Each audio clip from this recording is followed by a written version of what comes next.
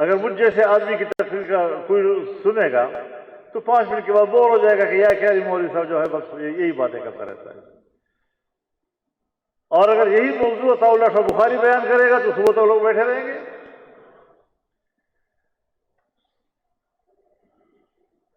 تو یہ کوئی آج کی نئی بات نہیں ہے، لیکن اس نئے نظام کے ساتھ اس کا ایک تعلق بن رہا ہے، تو اس جدید تعلق کو، نئے تعلق کو ہم پھر بیان کرتے ہیں، ورنہ یہ اصول ایک ہی ہوتا ہے.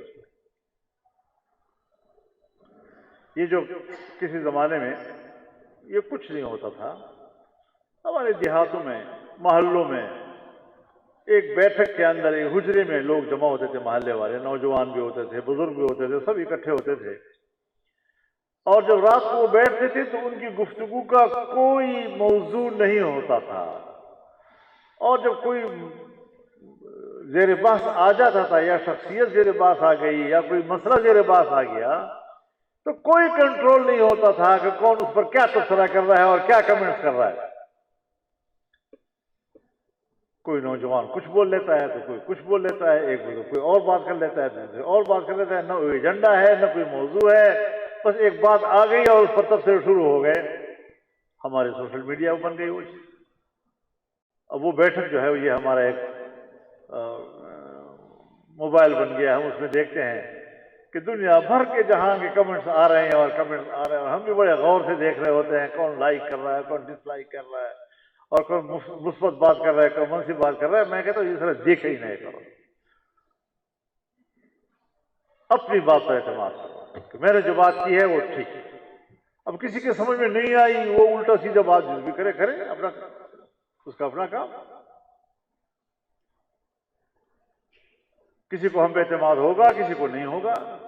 ہم زبردستی تو کسی کی دل میں اعتماد نہیں گھسیٹ سکتے.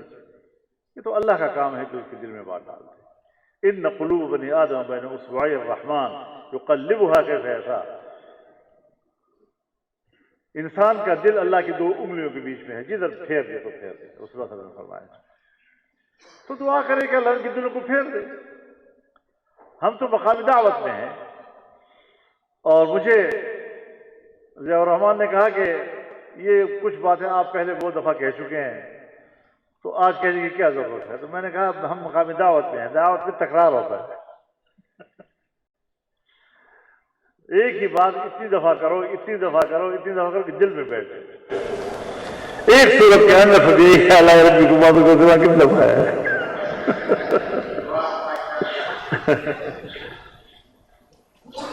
لیکن ہم ایک سیاسی جماعت ہے، ہم اس میدان کے طالب علم ہیں. زمانے بدلتے رہتے ہیں، سیاست بدلتی رہتی ہے، طاقتوں کا توازن بدلتا رہتا ہے، معیشتوں کا توازن بدلتا رہتا ہے، نظریات بدلتے رہتے ہیں، نظریات کا تقابل بدلتا رہتا ہے.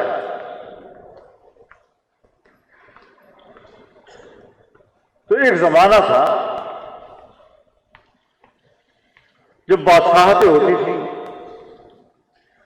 اور وہ بھی ایسی بادشاہتیں کہ یہاں مغلوں کی بادشاہت تھی، 1100 سال یہاں انہوں نے حکومت کی برصغیر پر، اور کہاں تک ان کی حکومتیں تھیں.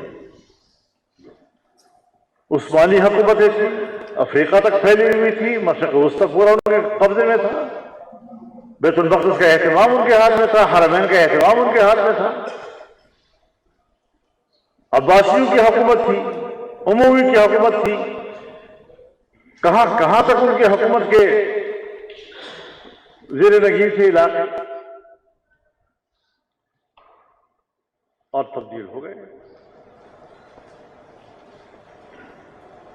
نوآبادیاتی نظام آ گیا، مغربی دنیا نے غلبہ حاصل کیا. افریقی ممالک ہوں، ایشیائی ممالک ہوں، ان ممالک کو انہوں نے کالونی بنایا. ہم انگریز کی کالونی تھے، بہت سے افریقی ممالک فرانس کی کالونیاں تھیں، کچھ عرب ممالک اٹلی کی کالونیاں تھیں، انڈونیشیا وغیرہ ڈچ قوم کی کالونیاں تھیں، اور پھر ان کو اپنی آزادی کے لیے لڑنا پڑا، قربانیاں دینی پڑی.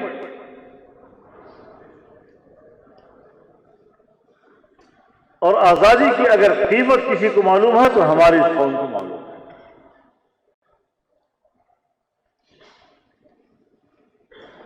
جب 1803 میں حضرت شاہ عبدالعزیز رحمہ اللہ نے انگریز کے خلاف جہاد کا فتوی کا اعلان کر دیا، کیونکہ اس نے کہا کہ اب حاکمیت ایسٹ انڈیا کمپنی کی ہے، حکم ہمارا چلے گا. اور وہ جدوجہد شروع ہوئی، اور پھر اس میں مسلح جنگ، اور پھر اس میں غیر مسلح تحریکیں، اور پھر اس میں انتخابی سیاست، یہ سارے ہمارے اکابرین کی جنگ.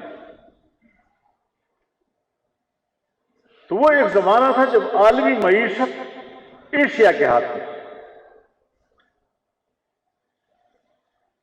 اور پھر اس کالونی کے بعد ساری دولت یورپ منتقل ہو گئی، اور دنیا کی معیشت پر یورپ نے قبضہ کر لیا. اور وہاں پر ایک نظریہ جنم پایا کیپٹلزم کا، سرمایہ داریت کا. لیکن سرمایہ داریت نے اپنا جابرانہ چہرہ، اپنا ظالمانہ چہرہ چھپایا جمہوریت کے اندر، ڈیموکریسی. جب اس کے مقابلے میں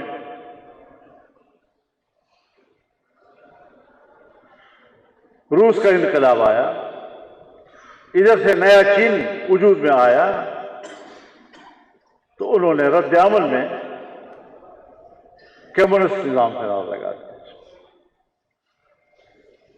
اب یہ دو مد مقابل نظریے وجود میں آ گئے.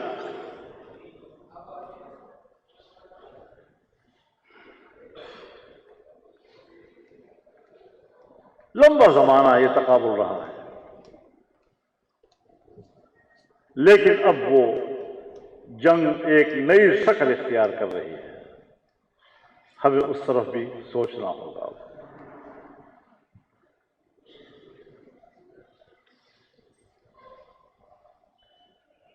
مغرب کی سرمایہ داریت کے فرنٹ پر جو جمہوریت تھی، اب وہ جمہوریت دم توڑ رہی ہے.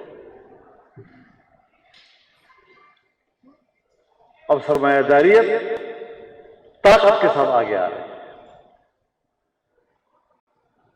عوامی خواہشات کے تحت نہیں. کمیونزم بھی دم توڑ رہی ہے.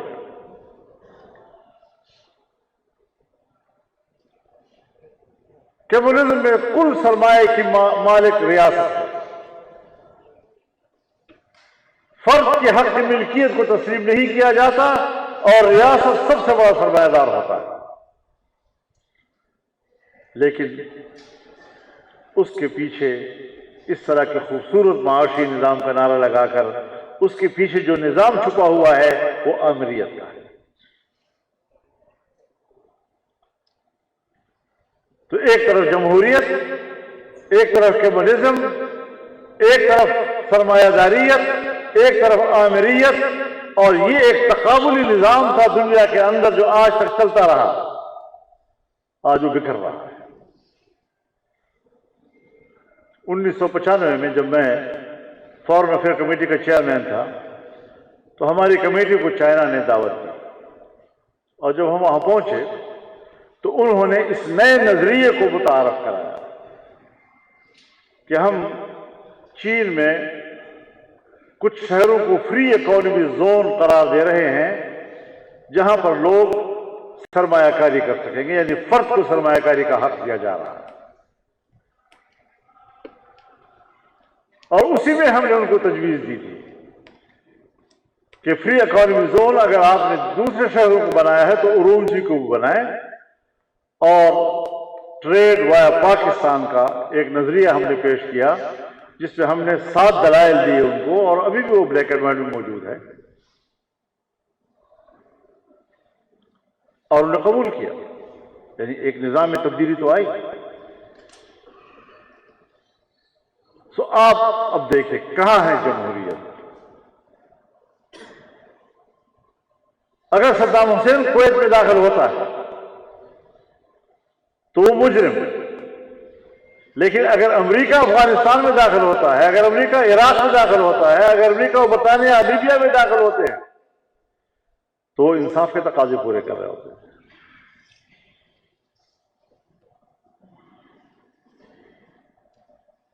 آج وینزویلا میں امریکہ داخل ہوا، صدر اور ان کے اہلیہ کو گرفتار کر لیا، تو جمہوریت تو گئی۔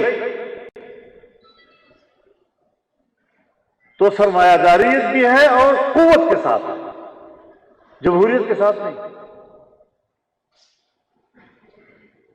روس کو آپ نے دیکھا کس طرح افغانستان میں داخل ہوا تھا، اور آج کس طرح وہ یوکرین میں داخل ہوا۔ تو اب کمیونزم تو نہ رہا، اب تو کمیونزم کے پیچھے امریت رہی اور طاقت کی بنیاد پر رہی، اور یہ امکان موجود ہے کہ ان کے دیکھا دیکھی چائنا بھی اب تائیوان میں براہ راست داخل ہو جائے، جس کی عادت تو نہیں ہے، لیکن جب زمانہ تبدیل ہوگا اور حالات تبدیل ہوں گے تو جو دنیا کرے گی وہ بھی کرے گا۔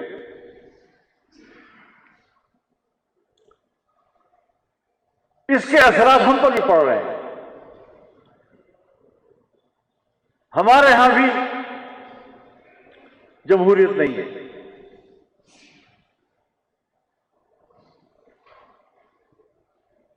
اور اس کی جگہ طاقت نے لے لی، اس کی جگہ عسکریت نے لے لی۔ جو واردات دنیا میں ہو رہی ہیں وہ واردات ہمارے ہاں بھی ہو رہی ہیں، ہم ان کے ذریعے اثر ہیں۔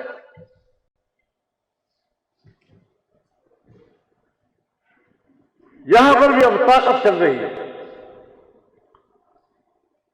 اور ایک برائے نام جمہوریت ڈھونگ انتخابات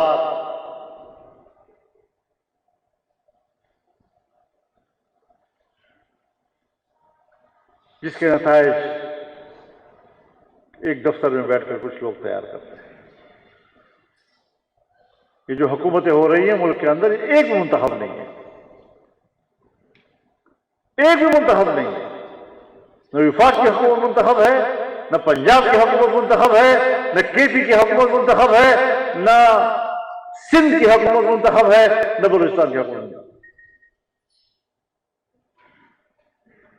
لیکن بنا دی گئی، اور اس پر کوئی شرم بھی نہیں آ رہی، احساس ہی نہیں ہو رہا اس بات کا۔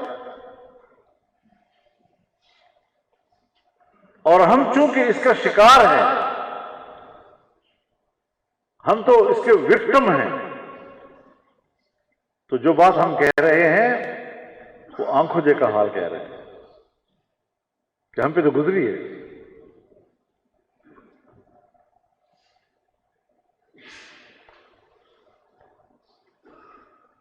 تو یہ جو دنیا میں نظاموں کی تبدیلی آ رہی ہے، اب ہم نے کیا سوچنا ہے، آپ نے کیا سوچنا ہے، آپ نے اس میڈیا کو، سوشل میڈیا کو، کس کو کیا رخ دینا ہے۔ تو آج بھی انسانیت کے پاس شریعت اسلامیہ اور قرآن و سنت کے علاوہ کوئی دوسرا نظام نہیں جو ان کو انصاف مہیا کرے۔